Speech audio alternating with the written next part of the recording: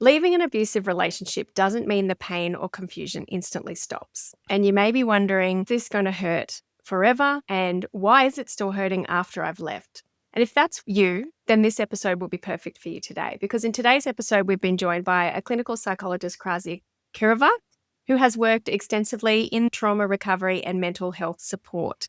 Together, we're going to be exploring what helps survivors heal, what research tells us about recovery after abuse, and how you can start to gently rebuild your life after leaving. Welcome, Krazi. Hi, Laura. Hi, Lynn. Happy to be here again. Hello, Krazi. Hello, Laura. Welcome, Mum. Before we get started, Mum is not your lawyer. Krazi is not your psychologist. I'm not a lawyer or a psychologist. And so we always recommend you get your own advice in relation to this, or mental health, legal, whatever, because each situation is different. And you may feel triggered by listening to this. And if you do, please call 13 11 14 Lifeline. And if you are experiencing any kind of family violence in Australia, you can call 1-800-RESPECT and get connected to the right people. And if you are, of course, in danger, please call 000 or whatever the number is in your country to get immediate help if needed. So let's get to the jingle and let's get started. Hello, I'm Laura, divorced mother of 3, and I'm here with my mother, Lynette Galvin, with 35 years' experience in family law. You're listening to the Divorce Course podcast. Through our candid discussions, we hope to help you through your divorce or de facto separation. We will be answering the most commonly asked questions and covering the stages and steps that you will face on your way to freedom. Welcome, Krazi. Welcome back. Thank you so much for coming back and talking to us again. We absolutely love the information you provide and helped so many people the last times you've been on. And if anyone hasn't listened to those episodes, I'll put a link in the show notes. But we were more than happy to have you on today and again in the future to talk about recovering from abuse. And I think it's a really important topic. Yes. And thank you again for having me as well, because it's so nice to have this big platform and for me to be able to speak about the things, not only in a room one-on-one with one person, but to share that knowledge and that support as well on such a scale. Mm-hmm. And we have so many people who listen to our podcast who are going through what best be described as hell, going through the divorce process, going through the family court, going through mediation, whatever. But on top of that, they're also struggling with the after effects of the abuse. I guess, Krazi, what helps? What can they do? Well, let's start from the very beginning, because it is the divorce course. So I'm supposing that a lot of the listeners are exactly in that stage of the separation and post-separation process. And the reality is that the abuse very often does not end at that stage. In fact, it tends to get worse and it can last for quite a while, pretty much as long as all the legal systems, all those channels can be used as well. So even though you may have left the relationship where you were being abused, the abuse is still going on. And we know that for recovery and healing to start occurring, the most important factor is that there needs to be safety in the environment. And when there is still post-separation abuse going on, we're not really talking at that stage about healing and recovery yet, because there is no safety. And the safety, even though maybe physically you might be safe now because there is a distance and you're living somewhere else and maybe your address is not known, the emotional safety is not there because there is an ongoing communication, there is ongoing proceedings occurring. So I very much like to always speak with my clients and really to validate and reinforce to them the idea that don't feel like you should be fixing yourself right now. Don't feel like you should automatically be feeling so much better and feel like a new you. In fact, the opposite is quite true. They feel even worse because they're coming out of this relationship absolutely depleted and exhausted and suddenly being faced with all these institutions ahead of them. So we are not yet talking about healing, but there is an immense sense of relief as well at that stage, I think, that slowly really takes shape and takes hold, because you're starting to have a lot more autonomy in your life, a lot more freedom. You're no longer walking on eggshells all the time at home. You're not. Yeah. And I think that when people leave that kind of relationship and eventually they're free from it and they're like, yes, I want to get my parenting orders. I want to get my property sorted. And I want my mental health back in a good way. And then they push themselves and like, why am I still not okay? Why? And is there something wrong with me? Am I crazy? The questions that must run through people's heads when they go through this after they've left. Yeah. So that's really good to point out that it's not an immediate thing that's going to happen. And it can't happen until you're safe No. emotionally and physically. No, and in a way, the way I like to think about it, you can't even yet fully see what the damage has been done either. Because it's in a way you're still in the hurricane, and when someone is still in the middle of the hurricane, you can only see what's exactly in front of you and around you. You don't have the bird's eye view, you don't have the big perspective yet. And people do experience an incredible amount of emotional, neurological, physiological depletion when they're in these relationships. And it takes a long time to kind of start recharging back the batteries after. Yeah.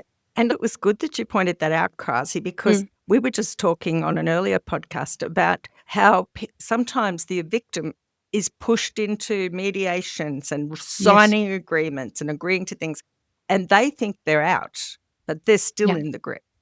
They're absolutely still in the grip. And again, there is so much research happening nowadays on that idea of post-separation abuse. And there is a very strong recognition that it is a very real phenomenon. It's occurring very frequently, especially when we talk about coercive control, which is a predictor of over 90% for post-separation abuse. And that it escalates. It escalates the abuse. It doesn't even stay on the same level. What does the research say about it? What are these people expecting to happen to them? Yeah. So we, first of all, and I'm not even so much talking about the research, I'm talking about my personal observations and experience, is that the recovery process is quite closely tied to how the legal proceedings and how all of that goes. I mean, the more intense they are, the more difficult they are, the more overwhelmed you feel, and the more it still keeps you in that place. And once things start settling down a little bit, you're kind of over the hill when you start seeing the end and the light and things are starting to fall in place. That's when that relief starts coming in.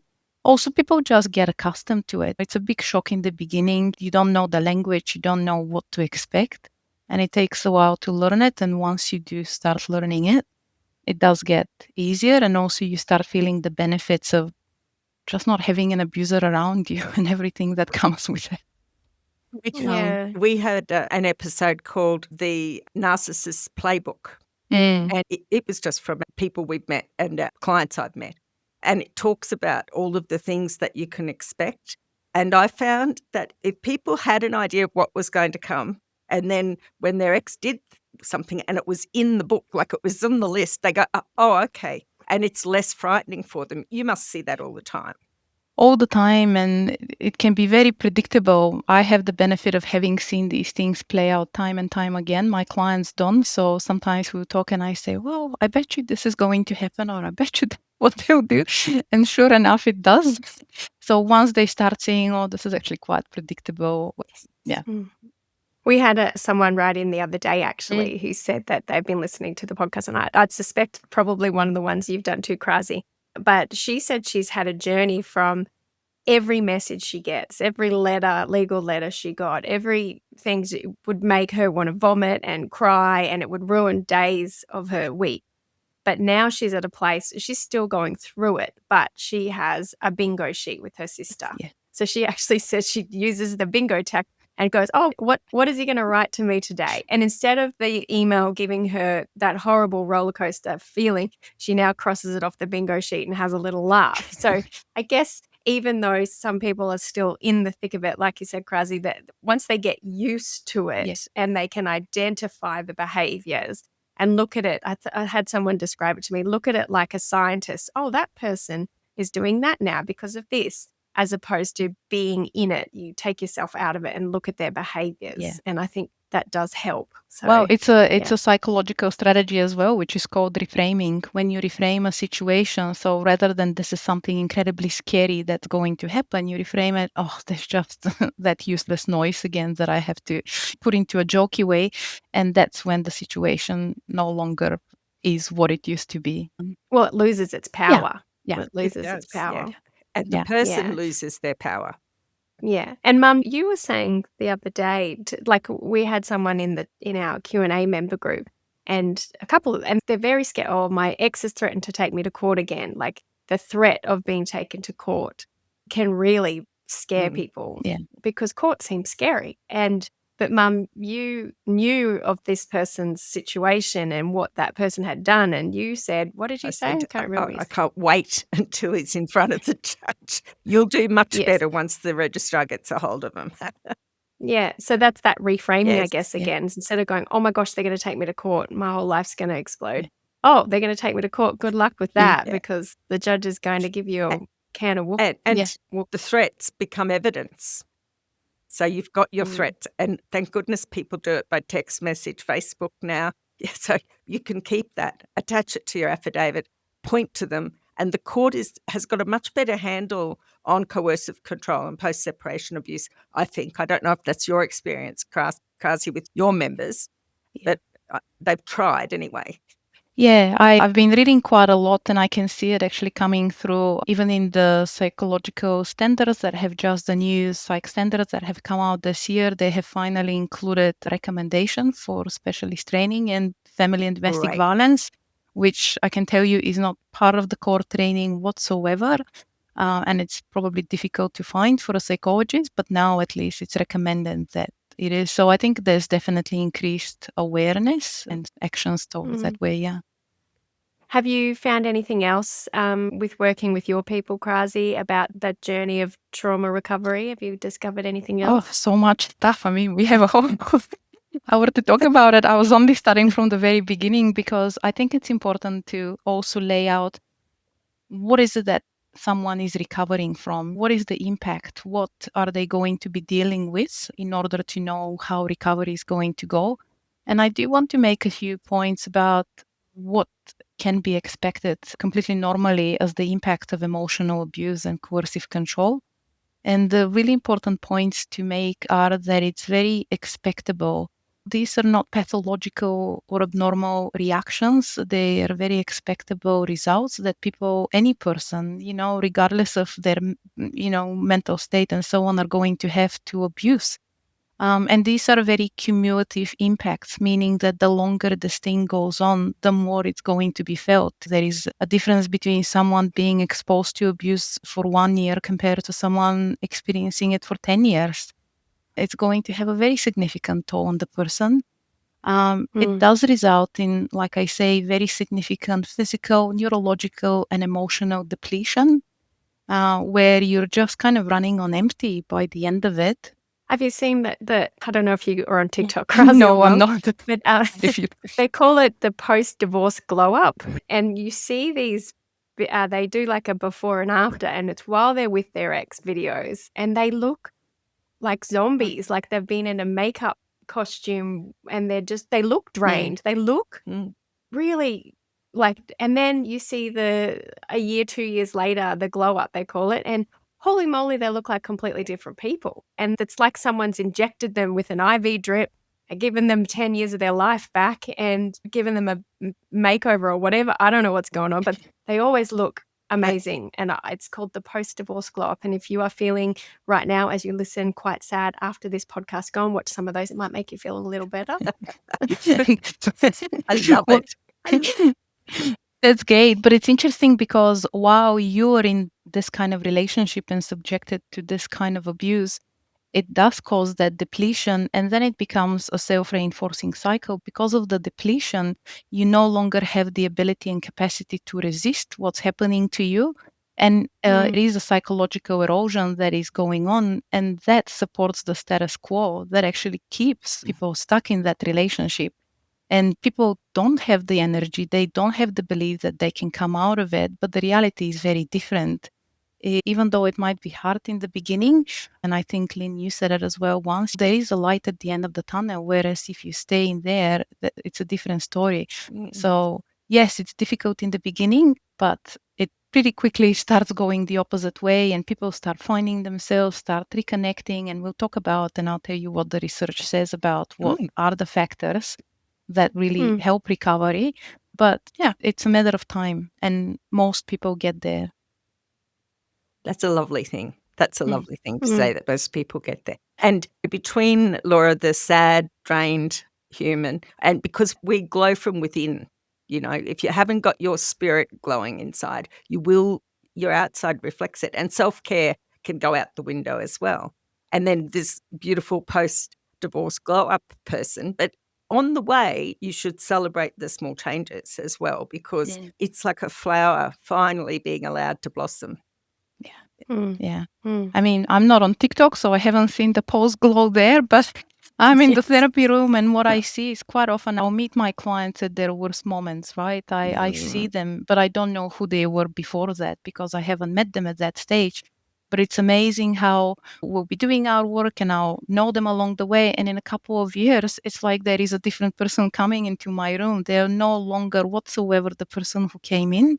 There is a completely different, alive version of them, a version that's smiling, that's having a new job, that's having all this incredible social life and, just going on trips and adventures that never seemed possible.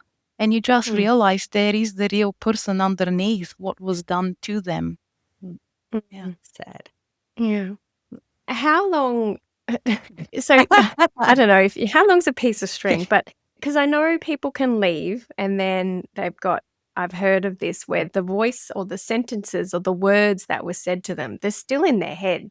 So even after they've left, they still might have their ex's voice saying, no one's ever going to love you, or who's going to want a single mother of 4 children, or whatever they're going to say. And that's going to sit in their heads. How long does it take to get that out of their heads? I mean, again, this is so individual because we're talking about each person in each situation. How long were they in the relationship? How bad was the abuse? What internal and external resources do they have once they leave?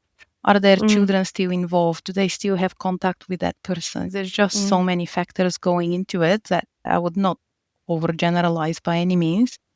But what I would say is that, first of all, research definitely says it's a process. It doesn't happen within 6 to 12 months. And it's also what's called a non-linear journey. So it's not a constant sort of line where we're going up and up. It's very kind of up and down, up and down. So you might have better days and then you might be triggered by something or something will happen and you really kind of have a slump. Then you kind of come out of it, then back again. And multiple processes are happening at the same time. It doesn't happen. First, you manage to work on your sense of self and worth, and then you move on to your physical health, and then you move on to new relationships. It doesn't work in consequence. All of these things could be happening at the same time, but they will be happening differently for people. But what do people do? Like, the only things that I've ever heard is meditate, like go for a walk, join a gym. That seems to be a very popular thing to do. The physical bit is like the first thing people seem to be able to. They know, okay, I should look after myself. But looking after myself seems to be physical because I guess we don't know how to fix our brains. Yes. So, like, what kind of things should people be doing if they're listening today? What would you say are the best things to do? Yeah, many things. And this is where I am going to get into the research because thankfully there have been several studies, not too many because it's not an easy thing to really be researching. And a lot of it is qualitative research, which means that it's come out from conversations with women and that being analyzed rather than questionnaires and data from many people.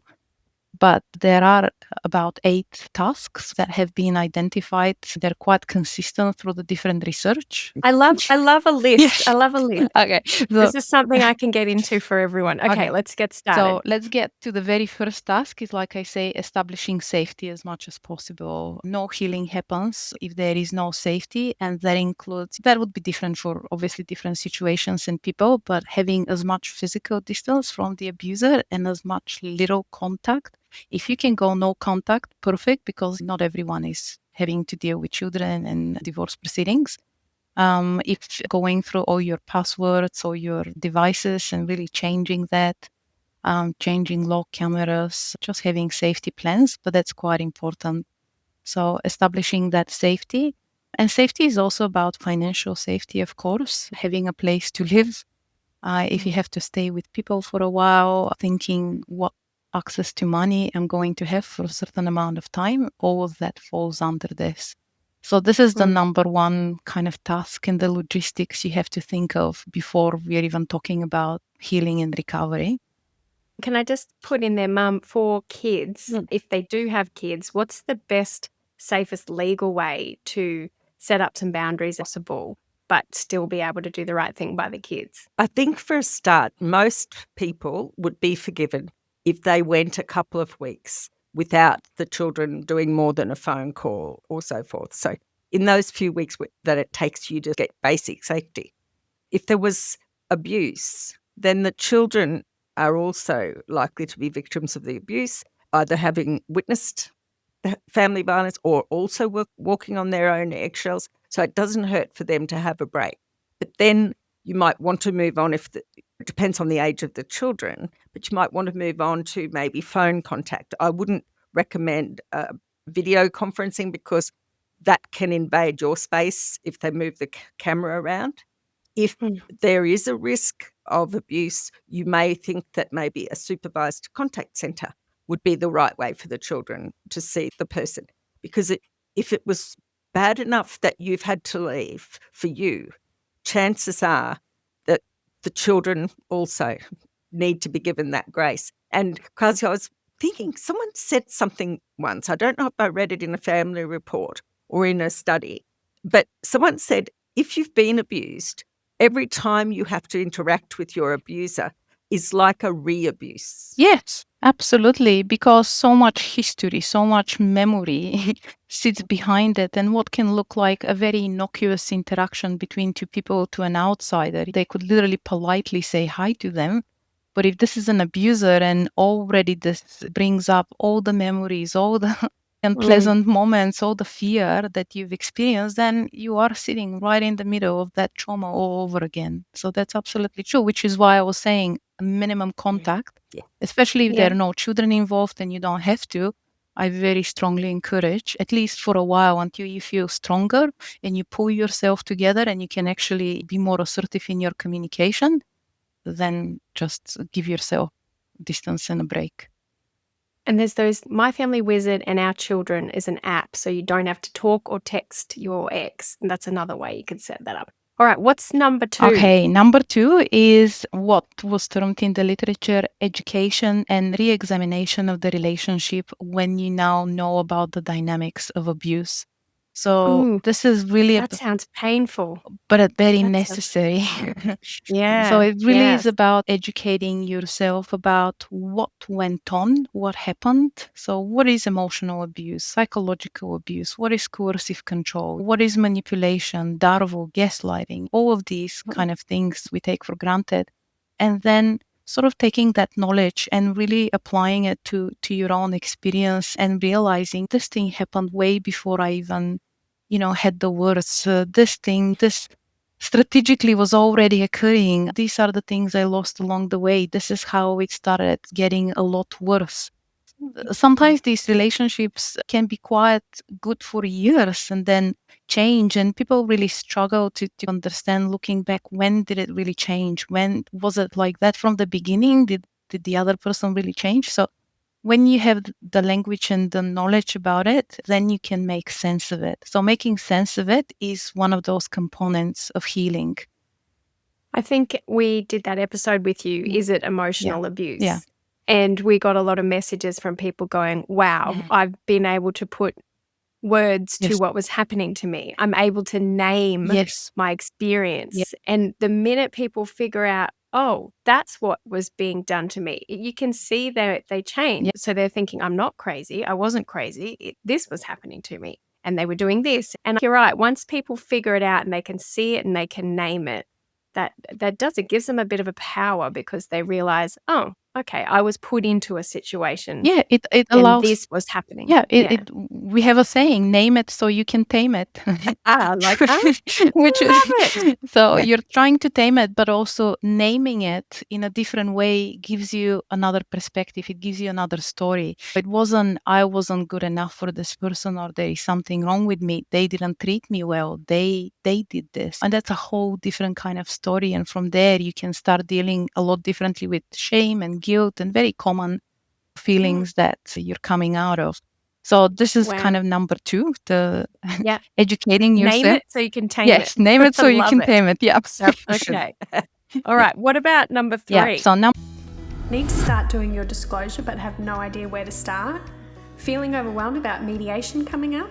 Or just trying to deal with negotiating with a manipulative ex? Then you need to go to thedivorcecourse.com.au to go to the free resources section, where you can get a mediation checklist, a disclosure checklist, a word salad, read a letter like a pro checklist, and also a before you go checklist. Get ahead of the game and be organised and ready, as this handy checklist, along with the accompanying episodes of the podcast, will be perfect for you. All you need to do is go to thedivorcecourse.com.au and go to the free resource section and download the free checklists today. number 3 is starting to rebuild your identity. When we talk about emotional abuse in a relationship, really what is key to understand, it's not so much about what is being done to you, it's about what is being taken away from you. It takes so much away from you and so much from what makes a person themselves, what makes you. And so when you come out of these relationships, very often people really forget who they were. They will literally say, I feel like a shell of the person that I was. I don't even remember what I used to like and what hobbies I had and who I was before that. It's been so long. And so starting to find yourself, starting to rebuild your preferences, your kind of needs, your opinions, your wishes, your wants. That is a process, and it's a very necessary one. It can take quite a long time, but that is one of those tasks, rebuilding that sense of self. And so even sometimes I'll get kind of clients to almost make a list of what are things I like and what are things I want to do, because they forget what their preferences even were. Well, I think anyone who's listening today, that's a good thing for you to do, to sit down and have a little think. What do you like? Because I know, Mum, you say if you've got your own space now, decorate it the way you like it. Make it all pink if you want, or whatever. And someone wrote in and said, I actually didn't know what I liked. I didn't know how to decorate. I didn't know what my favorite color was. Like, there was a whole lot of rebuilding that needed to be done there. Yeah. And even who were you before you went into this relationship? What did you used to hope and wish for then? Particularly, I find if you go into a relationship very young, you're still kind of forming. And I think a lot of people tend to mold to fit the more strong person, probably the abuser, in the relationship. Yes, that's absolutely right. Yeah. What an adventure to be on. to refinding yourself. It's like you're being a teenager again. Like, okay, so it's a good idea to sit down and like really think about what do you like and explore that. And see if you like knitting, see if you like ice skating, see if you like dancing. Find some stuff out. Yes. Do some extracurricular stuff. And also rebuilding your identity, not so much through the eyes of the person who abused you, because you know how I said once that word perspecticide, someone literally kind of killing off your perspective and starting to define you. And now you get an opportunity to define yourself on your own terms. Am I really a nagging person or a controlling person, or am I actually completely the opposite? I'm a caring person and I'm a free-loving person, which is very different. A thing on Facebook yesterday, it was an Irish lady, and she told a lovely story. But at the end of the story, she said the moral of it is that the eyes of a friend make a good mirror. And I think I'm holding that to my heart, but I think the eyes of the eyes of an abuser are not the way that you should see yourself. They're like a distorted mirror. That's how they reflect a very distorted reality. But because they become the only mirror you can look into, then all you see is a very distorted version of yourself. And now that version and that mirror is no longer there. You're not either going to have any mirror, or you're going to have to find your own, and you're going to find a different version of yourself. Yeah. So that is that idea of rebuilding identity. Okay. What's So next? moving on to the next. Yeah. So what's number 4? Okay, but in no order of relevance at this point. Okay. I mean, not Yeah. relevance, important. Because this is all happening all at the Yes, same they're time. all over happening. the Yeah, place. they all need to kind Yeah. of be happening at the same time. So the other one is rebuilding social connections. That is an extremely important one. We know that one of the biggest aspects of these kind of relationships is the social isolation that comes with that. And when people come out of these relationships, quite often there's very few people left around them. Family might have pulled away because they've been pushed away. Your friends may be very few, far in between. You may or may not have work colleagues, depending if you were able to work. All of that sort of stuff. Your self-esteem is down, so maybe you don't even have the confidence to go out there and make new friends. So it really is about starting to reconnect. And not only reconnecting to people, but being quite selective. Research very clearly shows that at this point, people are very selective about their friendships. They really don't have almost anymore the time and the energy for bad friendships or people who don't believe them or judge them or they're not very supportive. So it is about picking the few or more good people in your life and really letting them in, giving them the time, letting them be helpful. A lot of people really want to be helpful. And I know from my clients, there is the sense of, I don't want to be a burden to people. I don't want to put this on them. Let them. You're not going to be a burden. Let them come and help you. This is what friends are for. Let them do their job. And this is what family is for. Yeah. And, That's so and right. Krazi, I think that I've seen situations where a person in an abusive marriage may sometimes be made to choose between their friends or family and their marriage. They feel like I either save my marriage or I keep up my friendships. And it might not have been overtly spoken, but there's definitely that influence. And then at the end of the relationship, when you come blinking out back into the sunlight, it can be hard to accept that you were part of pushing them away, your friends, and they might find that hard as well. Yes. But I think if you are able to talk with people when they really understand the background and what was going on, people are very, very understandable. But I would also say the reality is not everyone is going to understand what you've been through, and that can be very painful. And this is where you don't need to explain yourself to everyone. You don't need to convince everyone. You don't need to explain the dynamics. If someone really is not getting it, don't waste your time. Yeah. Yeah. And you've got if you've got friends that are supportive, loving, caring, helpful, there's no point wasting your time on friends that are not supportive. No. And my main concern, I think, which is what I've seen a couple of people I know, they go straight into relationships though, not friendships, into dating. Yeah. And tend to sometimes find the same person, but just in a different body, who does the same stuff. Is that something you worry about? Yeah, well, that came up in the research. That is one of the tasks. Let's talk about that then. Let's go there. Yeah. Yeah. So it is about determining how you enter new relationships. And the key here is that it needs to happen very intentionally. It is very normal and, in fact, advisable that you refrain from going straight into new relationships because there is no time to really make sense of what's happened. There's no time to start rebuilding yourself or to really take stock of where you're going and what you want to do. So that's why it's not really advisable to do it straight away. But also, to be fair, a lot of people have lost any trust in humanity at that point. It is actually very difficult to imagine that I could ever trust enough someone to enter a new relationship. And so it is quite and perfectly valid if someone makes the opposite decision, that I am just completely going to stay away from relationships for a long time, or to take quite a bit of time off. But that needs to be a thought out process rather than an automatic sort of knee-jerk reaction of jumping into the next thing. Yeah, I do see people, they just go, I'm going to put you on Tinder or whatever, Grinder or whatever those ones are. I'll put you on now and it'll make you feel better. If you've got friends who are listening or if you're going to share this with anyone, sometimes not a good idea to jump straight into that.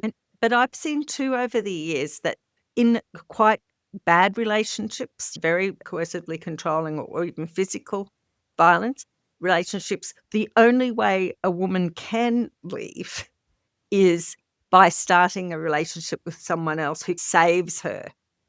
Well, that is a reason possibly for leaving or kind of causing the crisis in that relationship that kind of causes a change. Now, Yes. whether that other relationship is actually one that lasts or kind of takes, so I think that's a different story. Yeah. It may happen, but it's more likely that was just an external sort of reason and motivating factor to change things. Yeah. What else should people Another do? one is really embracing your newfound freedom and power. So embracing autonomy, embracing the ability to be able to make decisions. One of the very big things that are being robbed of someone who's exposed to abuse is their decision-making power and their autonomy and freedom, right? And sometimes it takes a while to remember that you do have that now. You can make these decisions and you should be making them and make the most of them. There is no bad repercussions necessarily for what you're going to wear and how long are you going to stay out with a friend. You don't have to navigate a grumpy partner. So do it. I've seen one of my clients, I remember the first thing she did when she left a very abusive sort of ex-partner was because he would make her only wear dark, usually black clothes, and he wouldn't allow her to wear dresses. So the first thing she did was she went out and she bought a whole bunch of bright colored dresses and she only wore them. And that was such a great sort of statement, but that's also such a good example of starting to exercise now your autonomy and your freedom. And I think that's, I heard of one lady who wasn't allowed to cook. She was told she was a bad cook. She wasn't allowed to cook. And so once she left her partner, she started cooking again. Yes. And whilst she wasn't particularly a good cook, she enjoyed it because it was her freedom and her friends and family supported that. And I do hear of people who, even after they've left the relationship, they come up for decision makings that they've never had to make before because they were never allowed to. Years after you may leave the relationship, you'll be asked to make a decision and that person may go, oh, I've actually never made that decision before because I was never allowed. So there's some education there may be needed for people financially. If you've never been able to touch your finances, if you don't understand how all that works, you can go and educate yourself. And so you can make these decisions confidently, feel really good about stepping out there and doing stuff you were never allowed to do. Yeah. And I guess a sub-theme of that embracing back your freedom and power is starting to make goals and set goals for yourself. That is quite important. Starting to look towards the future and to think, okay,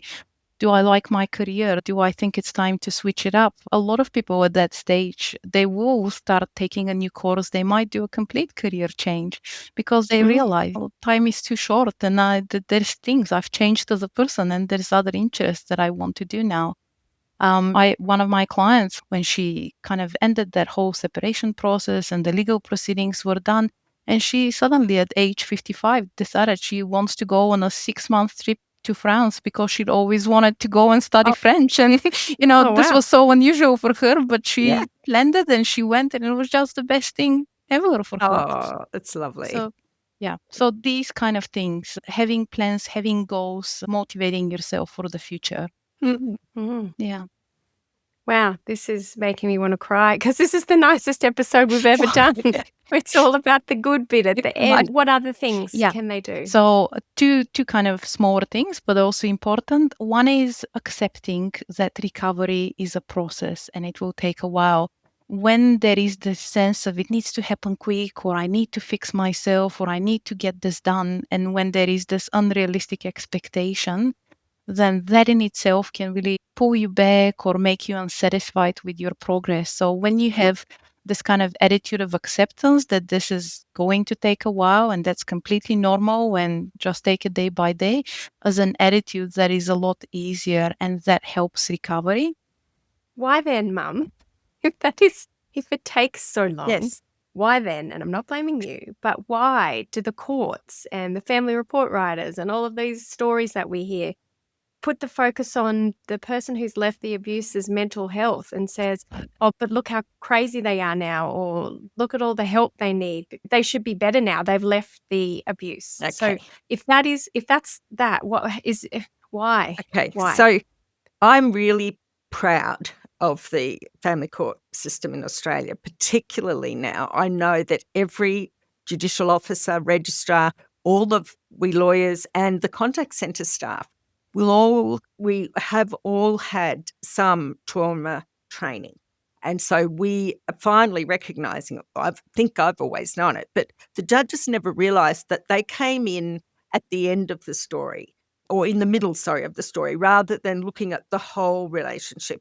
They've just come in at the end and go, look at that. And now that people are trauma-informed, that's what the court has emphasised, that everyone should be aware of the process and what happens. And I have seen a couple of cases coming through, Krazi, where if a judge didn't get it, doesn't understand, then they get appealed and the full court wraps them over the knuckles and sends it back for another judge. So I'm very optimistic, but I always am with this. But I'm just proud to be part of that system again.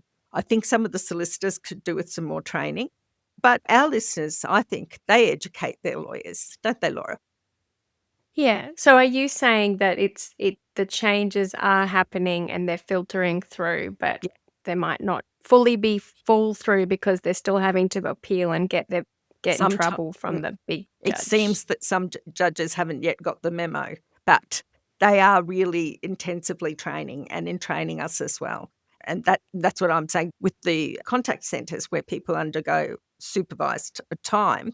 It wasn't, I think, uncommon for the person who was supervising a parent's time to become slightly more pro that person with whom they'd spent an hour watching them on their best behaviour with their child, compared to the person who dropped the children off, who was probably sobbing and anxious and make sure this and overwhelmed. So we were getting reports from the contact centre for people who really had no idea. So the court has also the government's also legislated, and it's now in the Family Law Act, that you don't get reports from those sort of people, okay, unless they've got their trauma informed. So I know it's hard, and it has been hard in the past years, but we really need to celebrate the victories as well. And be hopeful. Absolutely.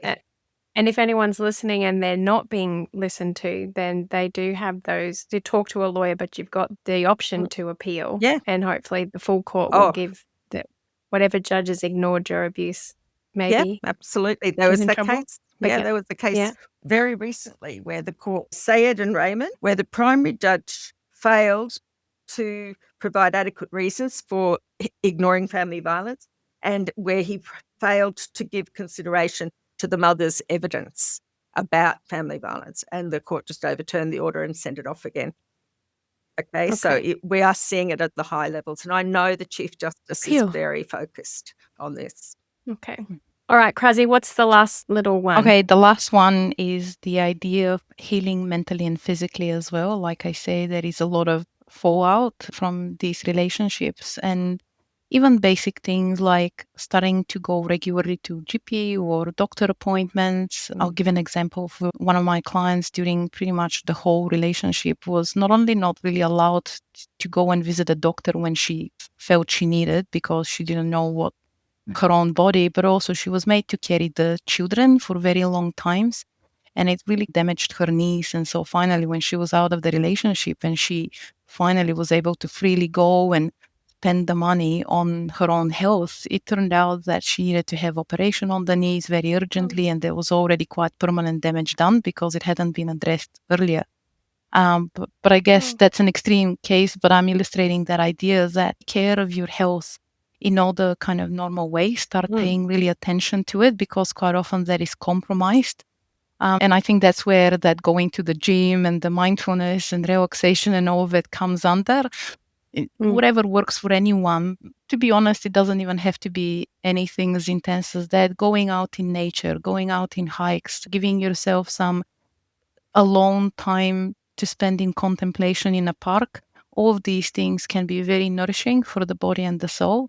therapy can be very useful at that point as well. So that's healing yourself mentally. There is a lot of feelings that will be remnant, a lot of things that you want to talk about and maybe you can't even discuss with friends, or you need that extra perspective and knowledge.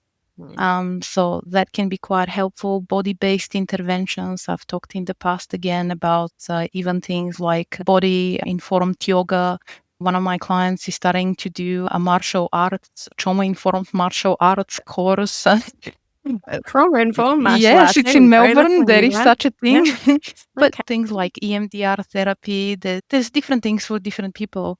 And you could get in touch with your spiritual side, where whatever religion you are, whatever your faith is, whatever you believe, I do feel like that can be an anchor for people, and especially the communities around those faiths as well.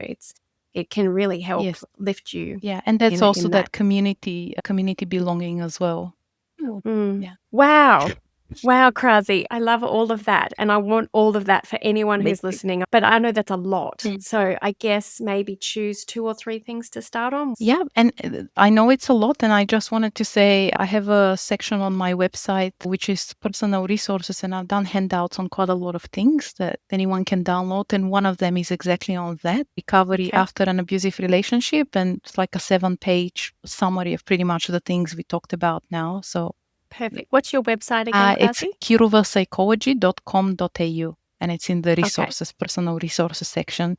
What is most important? I think if I have to pick, the rebuilding social connections is very important, and the embracing the freedom and power and starting to make decisions, because it kicks off everything else as well.